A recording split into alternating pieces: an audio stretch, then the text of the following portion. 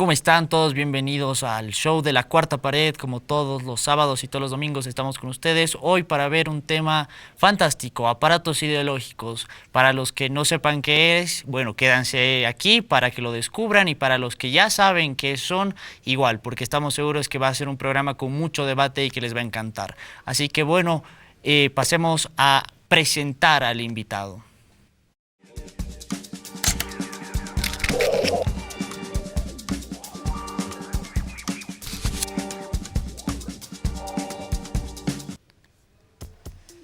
Bueno, estamos acá de vuelta. Ahora sí presentamos al invitado. Él es Juan Pablo Neri Pereira. Él es politólogo, antropólogo, fan de Dua Lipa y bueno, muchas cosas más. Aquí está Juan Pablo, gracias por estar de nuevo aquí. Gracias a ti, Sergio, por la invitación. Es un gusto estar de nuevo acá y por revelar esas cuestiones de mi personalidad. Bueno, no queremos aburrirlos, así que vamos a empezar con la primera película, que es de Capitán América Civil War, que ha escogido Juan Pablo, por supuesto, así que bueno, vamos con ella. El secretario Ross ganó la medalla de honor del Congreso. Es una más de las que tú tienes. Supongamos que aceptamos firmar. ¿En cuánto tiempo empezarán a seguirnos el rastro como a un montón de criminales? Quieren firmar 117 naciones.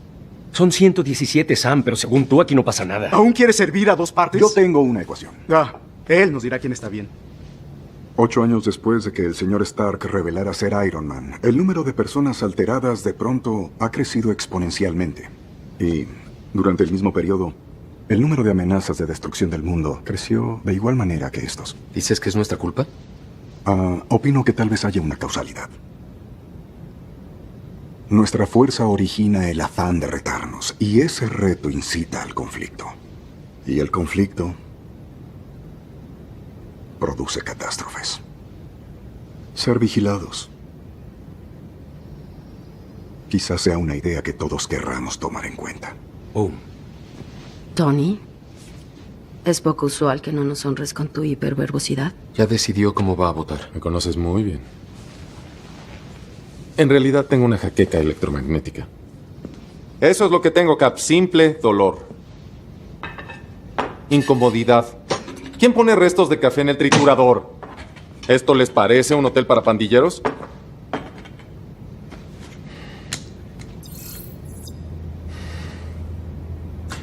Él es Charles Spencer, por cierto. Es un gran chico. Estudió ingeniería en computación con promedio sobresaliente. Tenía un trabajo sencillo. Intel lo aceptó para el otoño. Pero primero decidió que quería vivir un poco, antes de encadenarse a un escritorio. Ver el mundo. Tal vez servicio comunitario. Charlie no quiso ir a Las Vegas o Fort Lauderdale, que es lo que yo hubiera hecho. No quiso ir a París o a Ámsterdam, algo divertido. Decidió pasar todo su verano edificando casas para los pobres. ¿Dónde creen? Sokovia. Tal vez quería hacer la diferencia, no lo sabremos. Le echamos un edificio encima con un estilo tan heroico.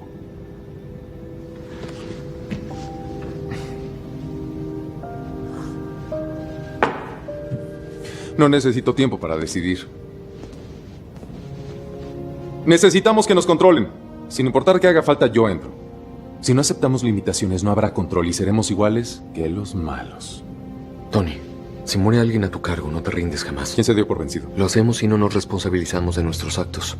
Y este documento solo transfiere la culpa. Perdón, Steve, eso es peligrosamente arrogante. Hablamos de la Organización de las Naciones Unidas, no del Consejo de Seguridad Mundial, ni de SHIELD, ni de Hydra. No, pero tienen motivaciones personales que en ocasiones se alteran. Y eso es bueno. Eso me trajo aquí cuando entendí lo que mis armas eran capaces de hacer en manos erróneas. Dejé de hacerlas, cerramos la producción. Tony, tú fuiste quien eligió hacerlo. Firmar esto es conceder nuestro derecho a elegir.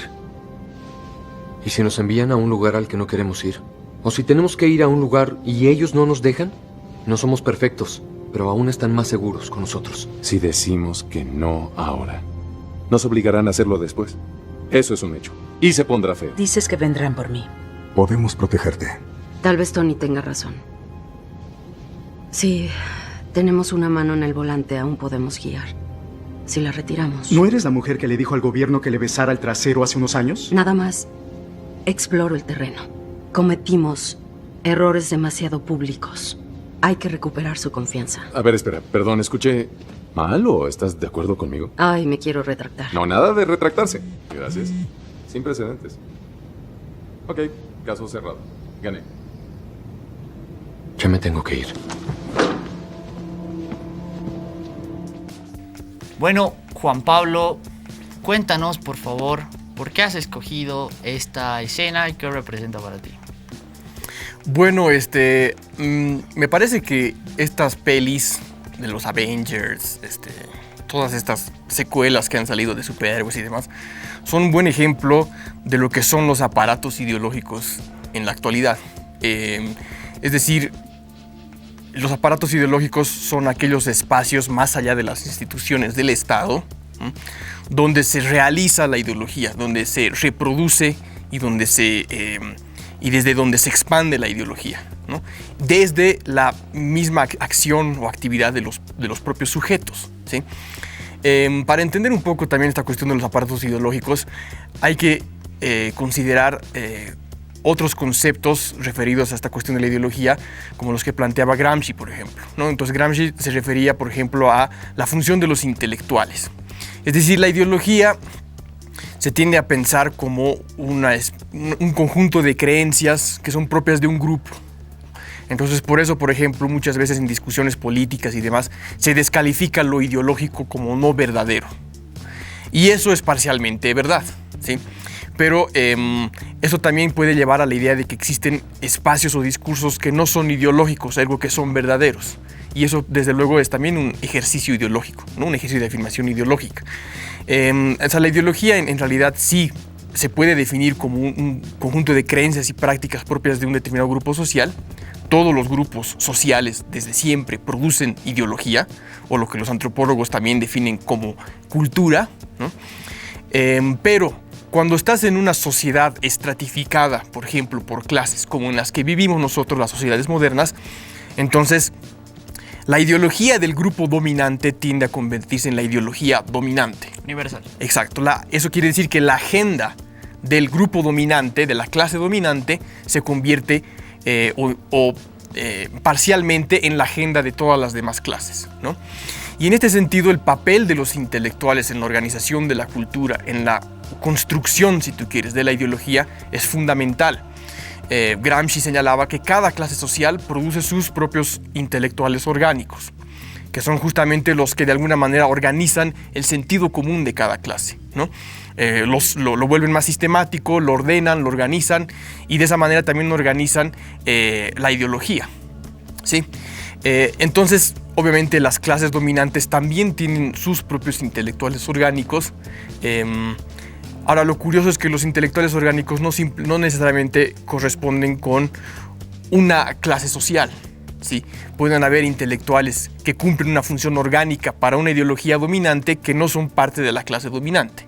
Pasa mucho, yo creo, no sé, en los periódicos, los analistas de opinión, muchas veces hay varios analistas que son, no sé, de estratos sociales bajos, pero que tienen un discurso de proélites, ¿no? Entonces, exacto. Ahí es donde podemos ver esa mezcla. Exacto. Ahora, ¿qué pasa con los aparatos ideológicos? Cuando Gramsci y posteriormente cuando Luis Althusser escriben sobre las cuestiones de la ideología, aparatos ideológicos y las formas en cómo se ejerce la dominación en una sociedad estratificada, quizás no estaban tan conscientes del papel que iba a jugar la industria del entretenimiento en la organización de la cultura. Y eso me hace volver a la cuestión de los intelectuales, porque generalmente nos imaginamos los intelectuales como un tipo que está en un escritorio repleto de libros, estudiando, etc., ¿no? Pero en realidad un intelectual, en el sentido gramsciano, es cualquier persona que cumple la función de organizar la cultura, ¿sí? En organizar el sentido común en una determinada sociedad. En ese sentido, los entertainers, los actores, los músicos, cualquier persona que tenga una influencia en la cultura y ergo en las ideas de la sociedad, es un intelectual, ¿sí? En ese sentido, la industria del entretenimiento se ha convertido en un aparato ideológico, o sea, desde hace mucho tiempo, ¿no? Pero ahora de manera mucho más clara, porque, por ejemplo, Disney, que es dueño de Marvel, que es dueño de un montón de medios de comunicación y de instancias de comunicación más, que ha establecido un cuasi monopolio del entretenimiento, funge un papel de aparato ideológico muy eficaz. Y entonces en este caso, por ejemplo, la película Civil War de los Avengers es particularmente ideológica, porque es básicamente el debate sobre si los Avengers, que hasta ese momento operan como una organización privada, ¿no?, de establecimiento de orden a nivel global, por la fuerza además, ¿no?, deberían responder al escrutinio público o no. Ese es básicamente el debate de toda la película, ¿no? Entonces, curiosamente o paradójicamente, uno de los que está a favor, digamos, de esta medida es Tony Stark, que es un empresario que ha hecho como todos saben, ha hecho su fortuna a través de vender armas y contratos con el gobierno, ¿no? Está a favor de que los Avengers pasen al escrutinio público de las Naciones Unidas. Y claro, Capitán América, que es, digamos, que es la representación del espíritu americano, ¿no?, de este liberalismo extremo, está en contra de la estatización, si tú quieres, de los Avengers, y más bien él lucha porque sigan siendo una iniciativa privada. Nada más ideológico que eso. Obviamente este es un debate que parece muy obvio, pero la función de organización de la cultura que cumplen este tipo de películas, la función de aparatos ideológicos, es innegable, ¿no? Y no solamente en este caso, podemos citar todas las películas de los Avengers, Pantera Negra, ¿no?, que convierte, por ejemplo, el movimiento socialista revolucionario de los Panteras Negras en un relato etnonacionalista africanista, digamos, ¿no? Claro. Y así podemos citar otros ejemplos, y no solamente a través de los Avengers, es decir, Pixar, incluso desde las primeras caricaturas de Disney de los años 20, 30, 40, ya existía una organización expresa de la cultura, ¿no? Una enseñanza, por ejemplo, de los valores del capitalismo, una enseñanza de digamos, de las bondades del mercado, etcétera, ¿no? Entonces, lo que yo quería más bien plantear en esta oportunidad es cuáles son los aparatos ideológicos más eficaces, porque además tienen un alcance masivo en la actualidad. Y desde luego la industria del entretenimiento, a través de películas como los Avengers, por ejemplo, son un aparato ideológico, y de solamente considerar esta cuestión ya debería llevarnos a plantearnos algunas preguntas más interesantes, digamos, ¿no? Y este tipo de películas tiene algo bien paradójico e interesante, ¿no? Es que la mayoría de las personas que, digamos, sigue continuamente el cine, les parece que estas películas de Marvel, DC y de las franquicias han dejado de ser cine precisamente para ser aparatos ideológicos o para ser formas expresas de transmitir mensajes y ya no tanto de contar historias un poco más complejas, ¿no? Y tiene mucho que ver, supongo, con lo que es la cultura de las masas, ¿no? O sea, la construcción de una cultura de las masas que, en lugar de que la construyan las masas desde abajo, es para las masas de una forma muchísimo más vertical, ¿no? Para pensar esto en lugar de intentar pensar, digamos. Claro, pero como tú dices, además, la cuestión de la cultura de masas es que no es una alta cultura, ¿te das cuenta? Es una cultura que es accesible al público en general, ¿no? No necesitas ser una persona muy versada en ninguna cuestión, literatura, lo que sea, para disfrutar estas películas.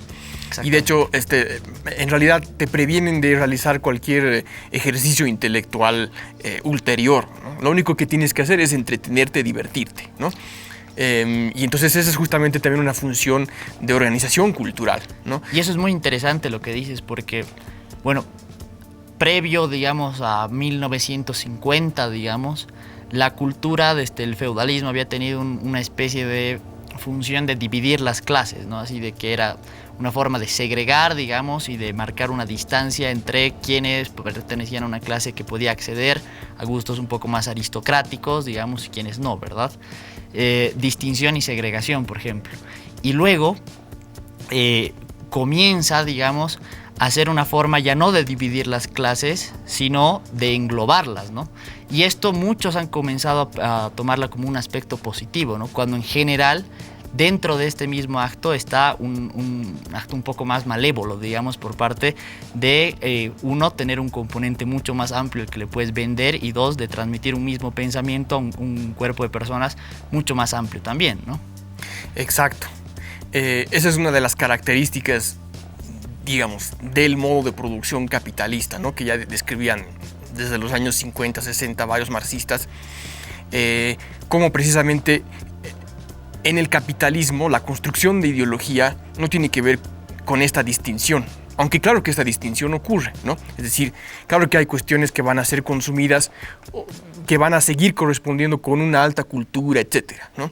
Pero al mismo tiempo construyes una cultura popular que representa a todos, que engloba a todos, que es para todos, etcétera, y que da esta impresión justamente de... democratizante, ¿no? Claro, exacto. Y que Esta es una impresión de festejan democracia. sin darse cuenta que es propia también del aparato ideológico del capitalismo, ¿no? O sea, Exacto. Y este debate es algo muy interesante porque, bueno, Bourdieu era precisamente el que señalaba esto de segregación, distinción, y Bauman fue el que dijo, bueno, yo admiro mucho a Bourdieu, es un gran sociólogo, pero acá está completamente equivocado porque en realidad lo que está haciendo el capitalismo es agarrar a todas las clases contemplando que puede venderlas a todas y aparte de poder vender a todas el mismo producto y ahí acumular mucha más riqueza, implanta un pensamiento a todos también, que es mucho más fácil que si solo los proletarios, digamos, o las clases bajas tuvieran una forma única de pensar, sería mucho más fácil subvertir a las clases dominantes. En cambio, Exacto. si todos piensan lo mismo, es mucho más complicado realizar esta subversión. Exacto.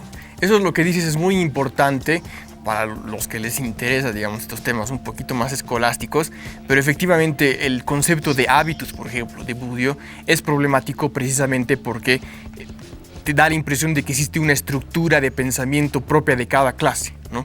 Cuando en realidad la organización de la cultura en el capitalismo consiste en eso, en construir cultura de masas, ¿no?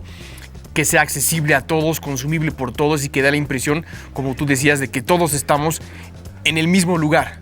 Y entonces es por eso que también asumimos ideas que son problemáticas, como la defensa, por ejemplo, escatológica en muchos casos, de personajes como Elon Musk, que muchos consideran el Tony Stark de la vida real, ¿no? O Jeff Bezos. Y además estas ideas locas que tienen ellos de, por un lado, acaparan de manera grotesca fortuna a partir de la explotación, sobre todo laboral, y plantean que como aporte para la humanidad van a promover la colonización de Marte, digamos, ¿no? Claro. O sea, solamente falta que se construyan su propia armadura de Iron Man y lo vayan a hacer, digamos, ¿no? Pero eso es una contradicción tremenda, digamos, pero como los mismos sujetos, eso podemos hablar más adelante, como los mismos sujetos defienden estas nociones ideológicas activamente, se vuelven agentes de esta ideología. Claro. En este caso la pregunta, digamos, hermenéutica que se debería plantear es ¿por qué consumimos lo mismo? ¿Realmente somos iguales? Probablemente, ¿no? Pero bueno, vamos a ver el siguiente clip para poder seguir conversando de esto. Ahí viene.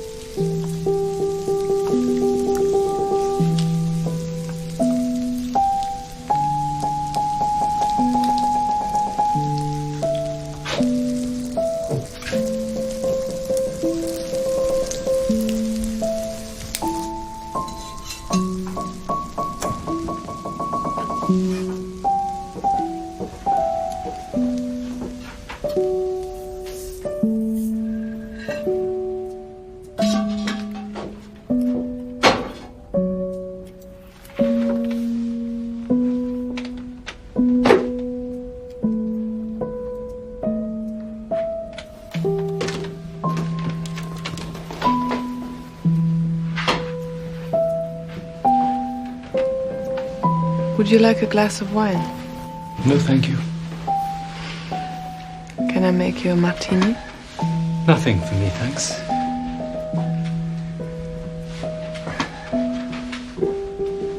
Water.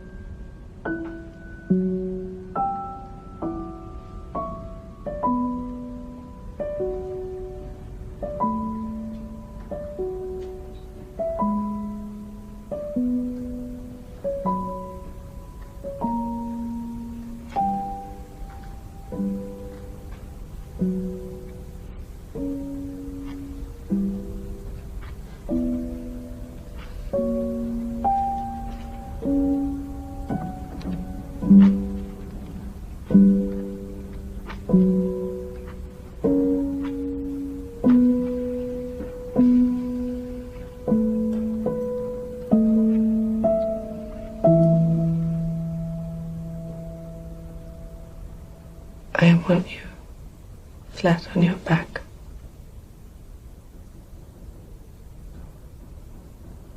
Helpless. Tender. Open. With only me to help.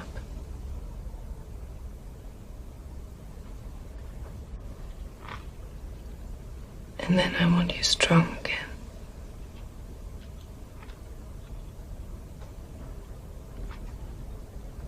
You're not going to die. You might wish you're going to die, but you're not going to. You need to settle down a little.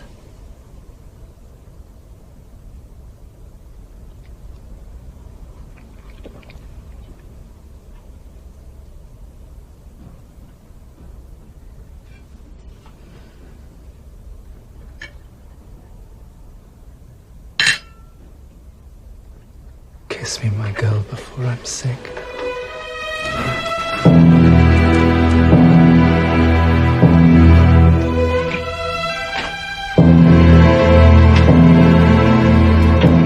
Acabamos de ver esta escena, es de, bueno, otra película, en este caso una película británica.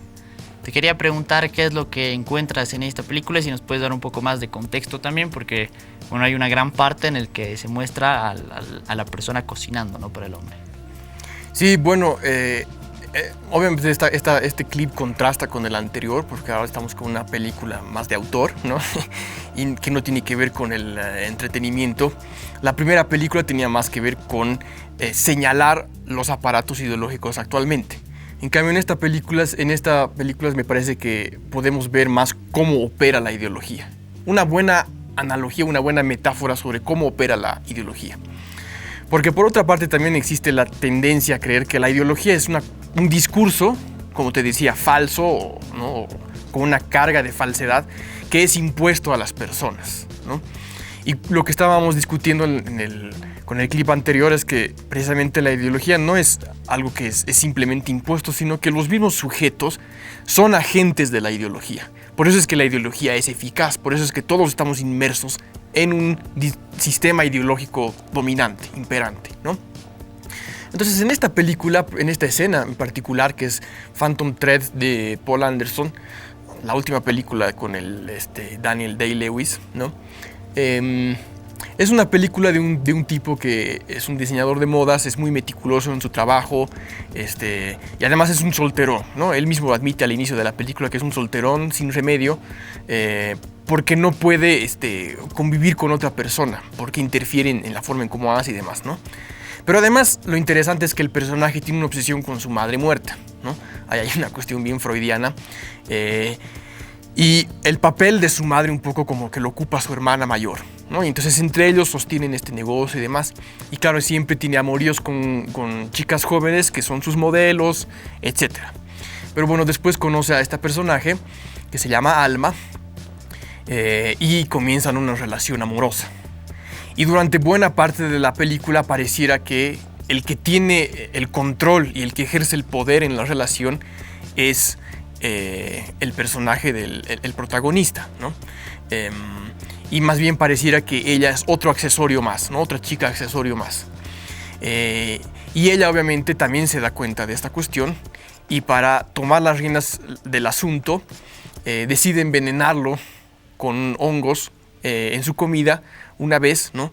Entonces el personaje queda muy enfermo y ella lo cuida durante 2 días, y esa relación de vulnerabilidad y cuidado afianza su relación entre los dos, ¿no? Y luego obviamente se casan, y continúa, digamos, una dinámica similar. El otro nuevamente empieza como que a aburrirse de la personaje, etc. Y hasta que en esta escena ella decide envenenarlo de nuevo, ¿sí? Pero él se da cuenta, ¿no? Él se da cuenta que le está cocinando los hongos venenosos, etc. Y ella le dice de frente: te quiero vulnerable, te quiero cuidar durante un tiempo para que otra vez nuestra relación vuelva a tener sentido, ¿no? Entonces él le da un beso y le dice: bueno, bésame, amor, antes de que me sienta mal. Y entonces se ingresan en una dinámica tóxica, bastante tóxica, ¿no? Entonces, ese es un buen ejemplo de cómo opera la ideología en el presente. Es decir, no es que no te das cuenta que en la situación en la que estás, te das cuenta, sabes en la situación en la que estás, y aún así decides seguir en esa situación. Eso es cómo opera la ideología, ¿no? En el capitalismo tardío, si tú quieres. Nos damos cuenta de la situación en la que estamos, de nuestros problemas, de las contradicciones del capitalismo, etc. Y aún así seguimos siendo agentes de ese sistema, y de ese sistema de ideas además, ¿no? Claro. Entonces eso es lo que nos constituye como sujetos.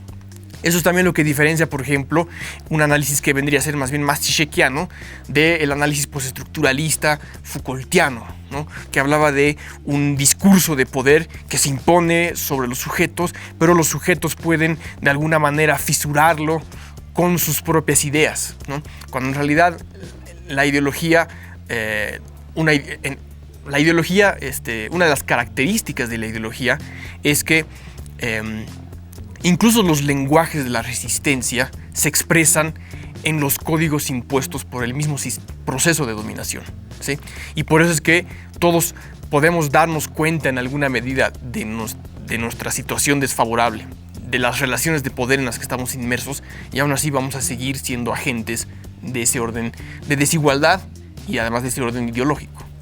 Claro, aquí es algo que me parece interesante, que es: ¿cuál es el edificio, digamos, o el resorte que hace que, sabiendo que estamos inmersos en esa ideología y sabiendo que estamos en ese juego, las personas se quieran quedar en él, ¿no? Porque tú decías precisamente esta idea de Zizek, y para Zizek es un poco esta idea de poco psicoanalítica que lo pone de la ideología se caería si el sueño que te venden sería muy distante al que tú tienes, ¿no ve? Y la ideología sería perfecta en tanto sería exactamente la misma la realidad. Entonces, la ideología que te venden es realmente algo aceptable en tanto consideras que está relativamente cercana a tu realidad, porque si fuera demasiado lejana, se caería, dice, ¿no? Entonces, y acá viene lo que decías hace rato de Elon Musk y de Jeff Bezos, digamos, que hace que hayan personas que estén cercanas a llegar al $1 trillón, digamos, que es algo con una desigualdad tremenda respecto a otros, pero que haya personas que aún así lo defiendan cuando este hecho material ya debería ser suficiente para notar la diferencia entre el sueño, digamos, de esa ensoñación medio hedonista, liberal, digamos, de que yo quiero estar en mi yate con esto, con chofer, con 2 chicas o con 2 hombres o lo que sea, de que realmente viven en una condición precaria, ¿no? Y ver esta diferencia que ya debería plantear de que la ideología no está funcionando, pero que más bien la refuerza. Sí, bueno, es que la ideología siempre funciona, ¿no? Esa es, digamos, una de las características de un orden ideológico, ¿no? Y bueno, la película nuevamente puede ser una buena analogía también para explicar esto en un nivel más social, ¿no? La referencia, por ejemplo, que hacías al psicoanálisis, que también hace Zizek, entre otros, es que en la película, por ejemplo, podemos ver 2 personajes que están en falta. Son 2 seres en falta, ¿no? Uno tiene sufre por la ausencia de su madre, ¿no? Básicamente.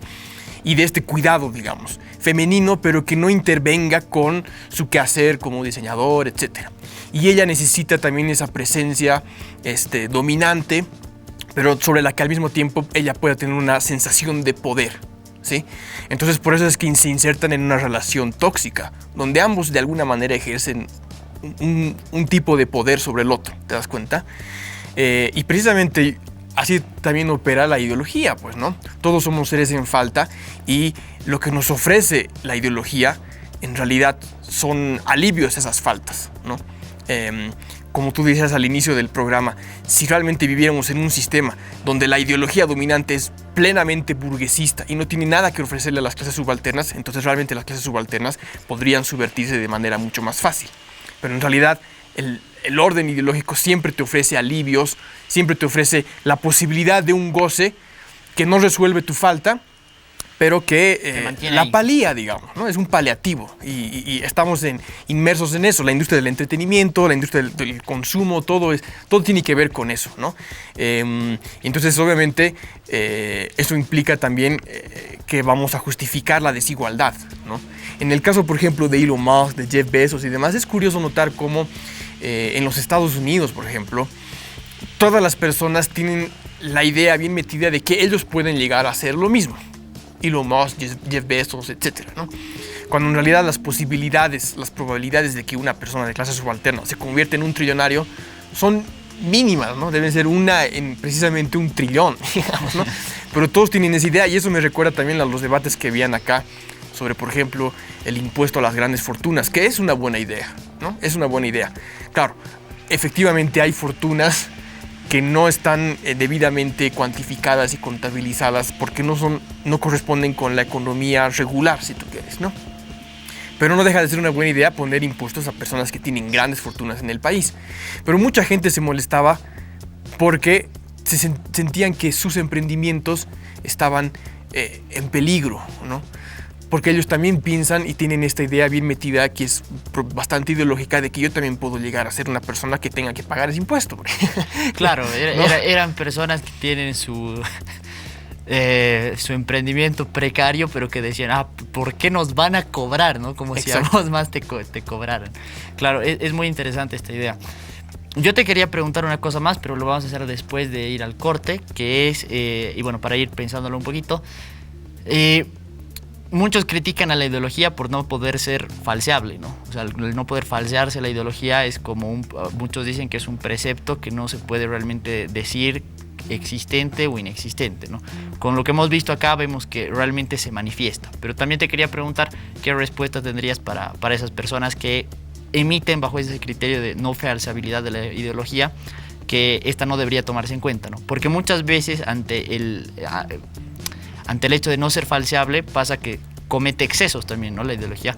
Por ejemplo, no esta ideología que tú dices, ¿no? Sino la ideología ya manifestada desde grupos políticos. Por ejemplo, se me ocurre de varias feministas que cuando tienes alguna apelación, algún postulado, lo primero es que eres un alienado, digamos, ¿no?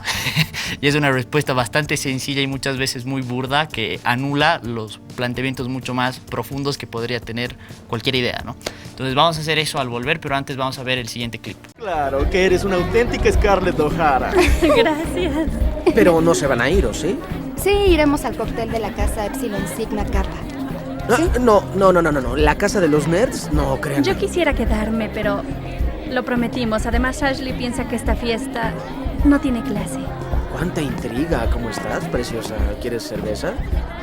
No, tienen una idea muy equivocada. Esta es una pequeña reunión que organicé, ya saben, para demostrar el espíritu escolar y nuestra dedicación por esta universidad. ¡Casamenta! ¡A la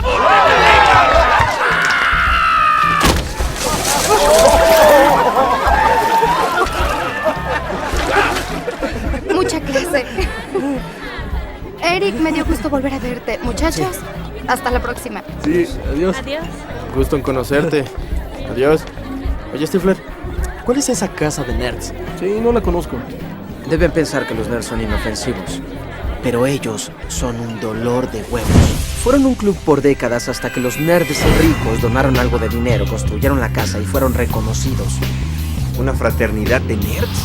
Para entrar debes tener un alto coeficiente. Pasa 2 millones a mi primera cuenta. Investigan a tu familia y tu potencial para hacer dinero. No dije compra 60, dije vende, pendejo, estás despedido. Tienen alumnos millonarios. Solo perdí 100,000. Gobiernan el consejo estudiantil. Y la facultad los adora. Y ni qué decir de las mujeres. Tienen a las mujeres más atractivas de toda la escuela. ¿Qué mujer quiere estar en una casa de nerds?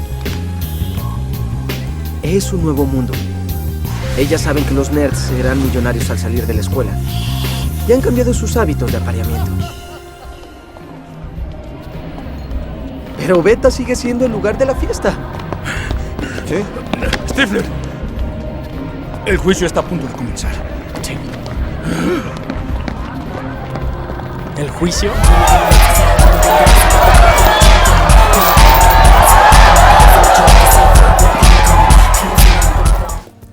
Bueno, estamos aquí de vuelta. He limpiado mi casco. Y podemos decir que esta película que les acabo de mostrar la he escogido por algunos motivos, que era lo que te comentaba al terminar el bloque anterior, ¿no? Para introducir esto.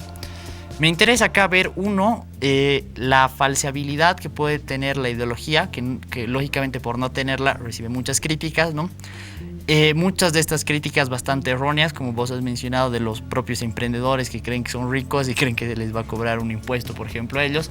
Pero también, por otro lado, ver cómo muchas veces los propios movimientos, digamos, emancipatorios, muchas veces juegan el papel de la ideología, ¿no? O a favor de la ideología.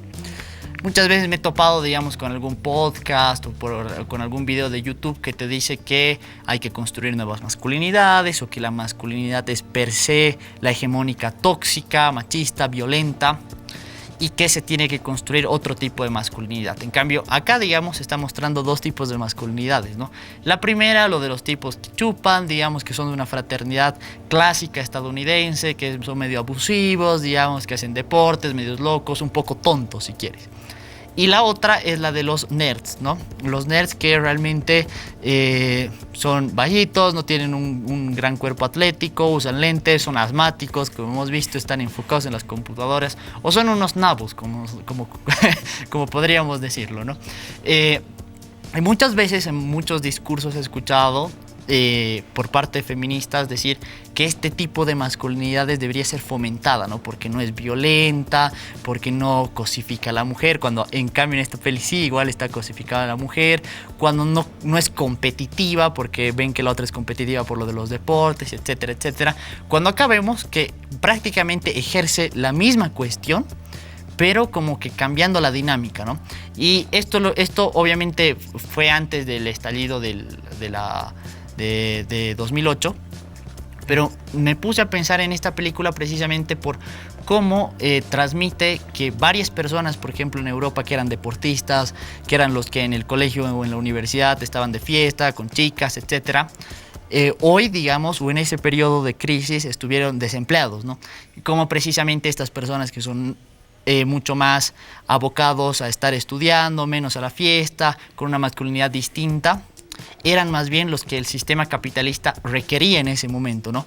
¿Por qué? Porque cambió a un tipo de capitalismo de una mano de obra que ya no era una mano de obra, digamos, de un proletario obrero, ¿no? Sino de un tipo de ingeniero de sistema, de alguien con un conocimiento mucho más especializado y relacionado con lo tecnológico, ¿no? Y vemos acá en esa misma comparación de, este tipo es malo, este tipo es bueno, o esta masculinidad es mala, o esta masculinidad es buena, vemos que en este caso ambas masculinidades en determinados momentos terminan siendo serviciales al mismo proceso hegemónico, ¿no? Entonces, bueno, yo te hacía la pregunta antes de irnos a ver la escena, que era, ¿qué tanto tiene que ver la falseabilidad como contraposición varias veces a la ideología, pero muchas veces como una crítica asertiva también, ¿no? Porque cuando alguien está hablando con alguien que no piensa como uno, muchas veces uno critica una postura que puede que no sea la típica crítica superficial que hacen en Facebook, sino que se quiere hacer una crítica un poquito más profunda al postulado mismo y te dicen, no, es que tú eres un alienado a tal ideología, ¿no? Entonces, ¿qué ves en este marco, no? Sí, bueno, tiene que ver precisamente con lo que hablábamos al principio también, ¿no? Entender un poco cómo funciona y cómo se construye la ideología. Es decir, como te decía, cada grupo social siempre tiende a construir un orden ideológico, ¿no? Y en una sociedad estratificada de clases, etcétera, también existe una competencia por cuál es la ideología dominante, que depende de cuál es el grupo que históricamente se constituye como el grupo dominante. Ahora, también decíamos que una de las características en el capitalismo es que la ideología dominante también comprende elementos de las aspiraciones genuinas, si tú quieres, de las clases subalternas, ¿sí? Y por eso es que es una ideología que logra legitimarse, es un orden ideológico que logra legitimarse, ¿no? En ese sentido, todos estamos inmersos en un orden ideológico. Todo lo que decimos, la forma en cómo actuamos, la forma en cómo comemos, cómo consumimos, etcétera, corresponde con un orden ideológico. Y eso es muy importante para comprender justamente cómo estamos utilizando el concepto de ideología. Y tiene razón parcialmente, te decía al inicio, esta idea de que la ideología es un discurso falso, ¿sí? Pero no solamente es un discurso falso, sino que la ideología también se construye, como te dije, de inspiraciones genuinas y de certezas también de la población, de cuestiones que no se pueden simplemente negar, ¿sí? Uno de los, digamos, excesos históricos de esto es probablemente el fascismo y el nazismo, ¿no? En el caso de Alemania, por ejemplo, en 1930, probablemente podías probar estadísticamente que efectivamente las familias judías controlaban buena parte del comercio, buena parte de la industria cultural, tenían influencia política, etc., ¿sí?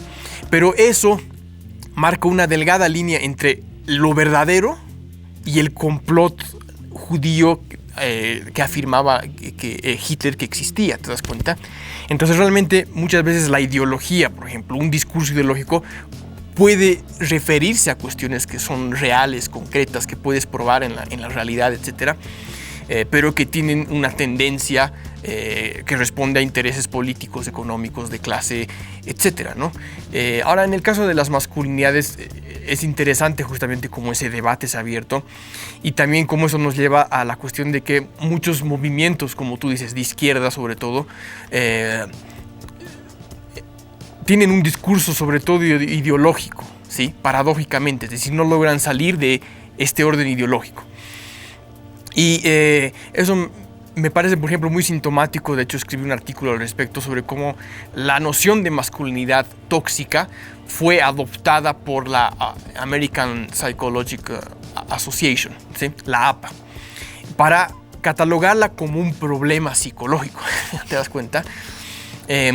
Y justamente las características que señalan de la masculinidad tóxica, esta falta de empatía, estoicismo, competitividad, etc., son cuestiones problemáticas porque, por ejemplo, buena parte de la lucha feminista, buena parte de lo que han conseguido a través de la historia las mujeres por la lucha feminista, ha respondido a actitudes de las propias mujeres que corresponderían con esto que se llama masculinidad tóxica, ¿no? Es decir, competitividad, sobreponer los intereses, por ejemplo, del género, ¿no? Femenino por encima de otros intereses. En el caso, por ejemplo, de la Revolución Rusa, incluso las mujeres, las bolcheviques rusas, hablaban de la supresión de la familia, por ejemplo, ¿no? Y de que se entregue el cuidado de los niños al Estado para que las mujeres puedan realizarse en sus actividades, etcétera, ¿no? Y claro, algunas de estas cuestiones podrían calificarse como masculinidad tóxica en el presente.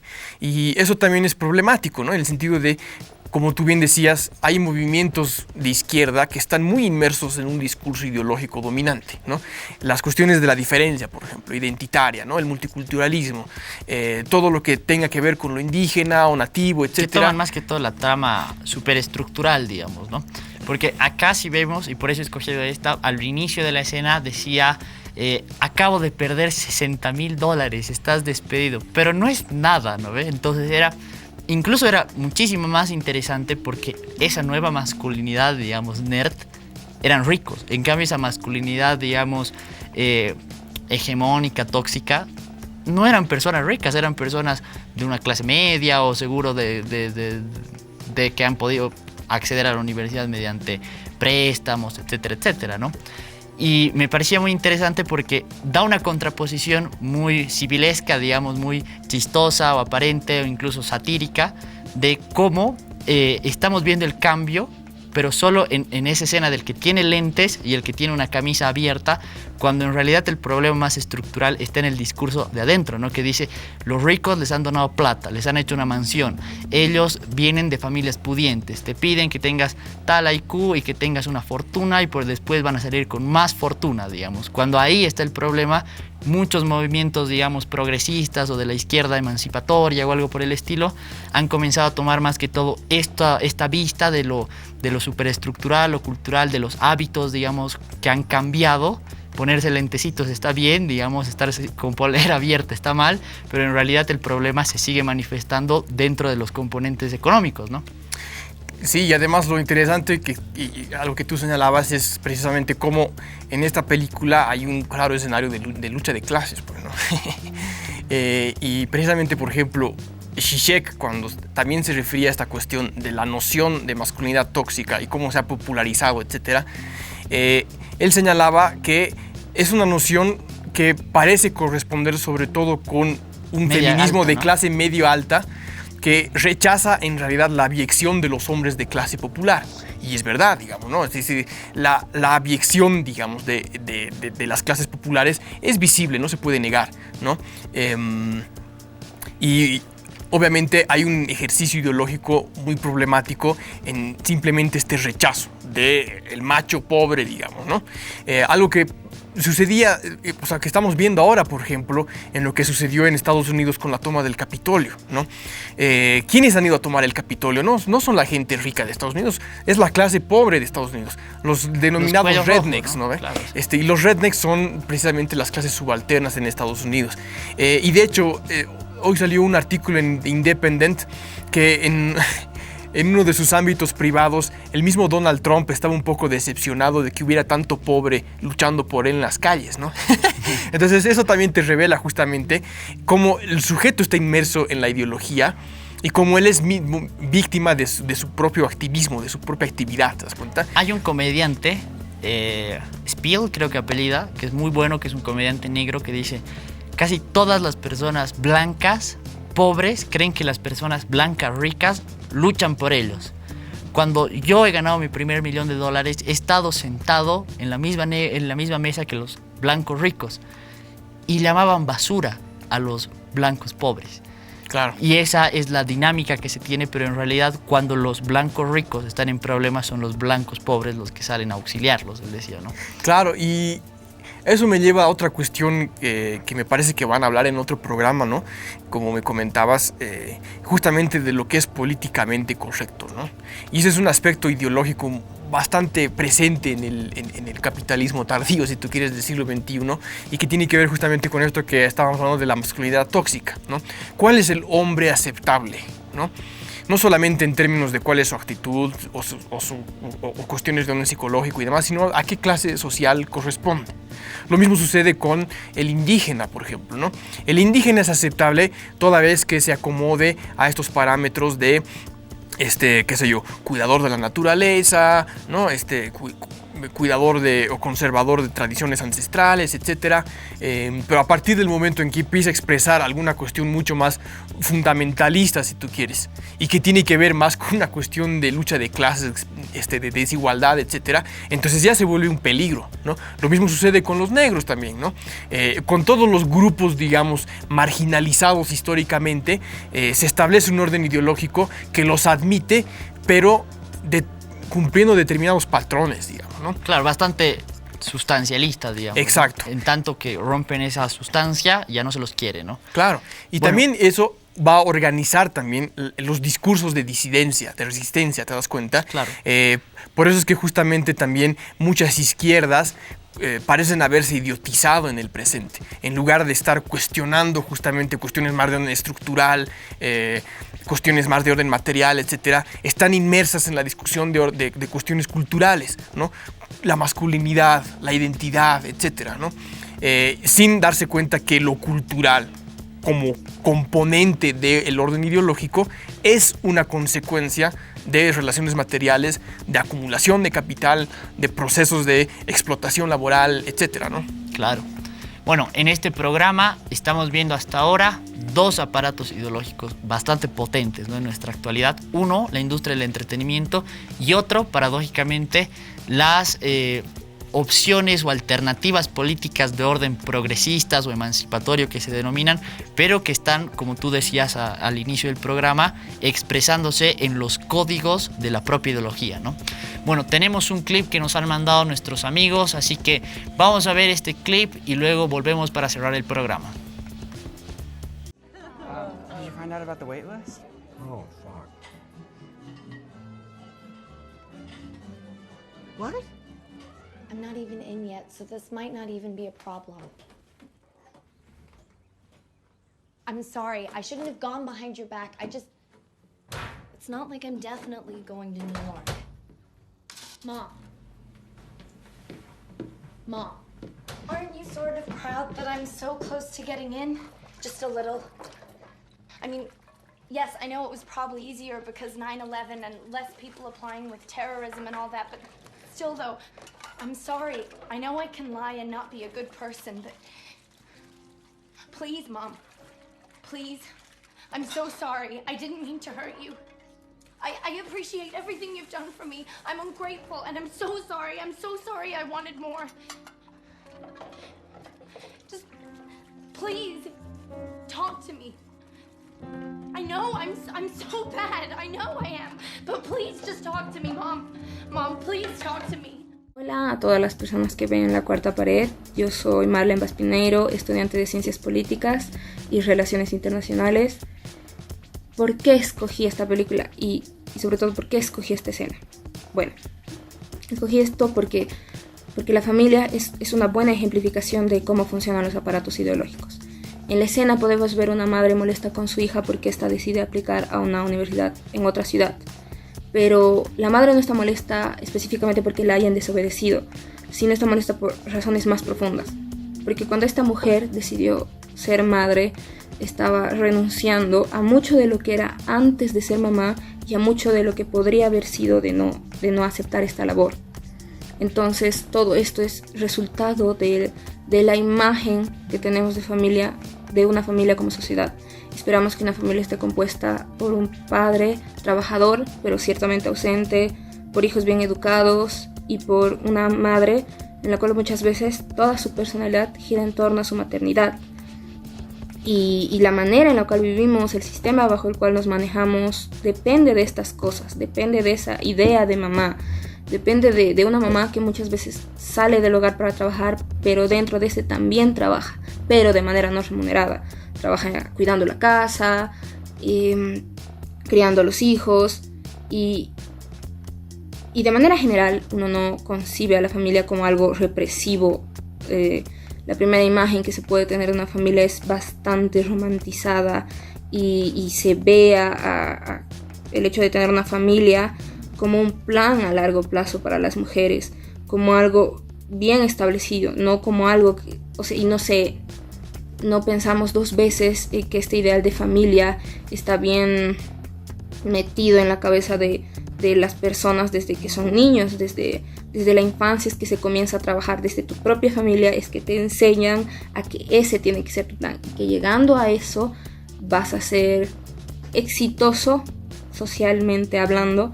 Entonces aquí la molestia de la madre, más que en la desobediencia de su hija, está en que cuando su hija decide alejarse de ella, le está quitando parte de su vida, porque su vida ha girado en torno de ella, de su crianza, y quitarle eso resulta choqueante porque no hay una advertencia de primera mano en la cual te dicen que cuando aceptas ser de una familia vas a renunciar a ciertas cosas. Y tampoco se trata de satanizar a la familia, pero sí a ver la manera en la cual ésta te enseña ciertos valores desde que eres pequeño y cosas que te pueden afectar ya siendo adulto.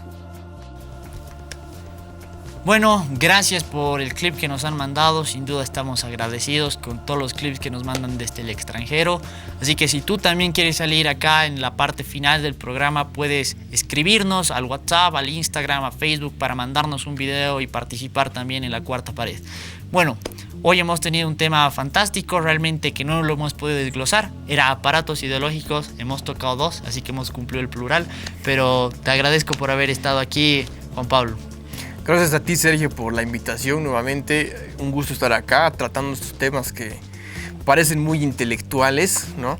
Pero en realidad tienen que ver con nuestra experiencia cotidiana, ¿no?